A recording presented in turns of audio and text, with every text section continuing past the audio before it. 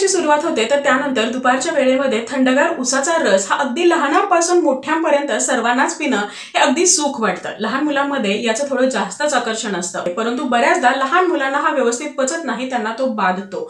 तर यामागे बऱ्याच गोष्टी असू शकतात की ज्या पालकांना माहित असणं हे अत्यंत महत्त्वाचं आहे। सगळ्यात आधी आपण जाणून घेऊया की याचे काय काय फायदे आहेत। उसाच्या रसामध्ये भरपूर अशा कॅलरीज असतात, यामध्ये कार्बोहायड्रेटचं प्रमाण सुद्धा आहे आणि त्या कारणामुळे वाढत्या वयामध्ये मुलांचं वजन वाढवण्यासाठी हे एक बेस्ट उपाय आहे। याशिवाय यामध्ये भरपूर असे मिनरल्स आहेत, यामध्ये आयरन आहे, कॅल्शियम आहे, मॅग्नेशियम आहे, पोटॅशियम आहे, ज्या कारणामुळे बाळाच्या हाडांमध्ये मजबूती येते, स्नायूमध्ये मजबूती येते किंवा बाळाच्या दातामध्ये सुद्धा मजबूती यायला मदत होते।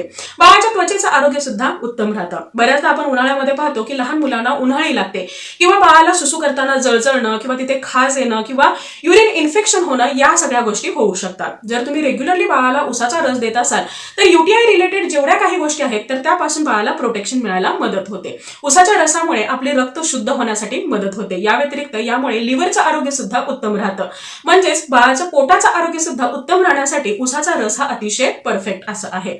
या व्यतिरिक्त उसाच्या रसामुळे मुलांचा अशक्तपणा कमी होतो। डिहायड्रेशन झालेलं असेल तर त्यापासून सुद्धा मुलांना प्रोटेक्शन मिळायला मदत होते। क्विक एनर्जी देणारा, गोड असणारा, हायड्रेटेड मुलांना ठेवणारा आणि शरीराला थंडावा देणारा हा जो उसाचा रस आहे हा उन्हाळ्यामध्ये अगदी वरदान आहे।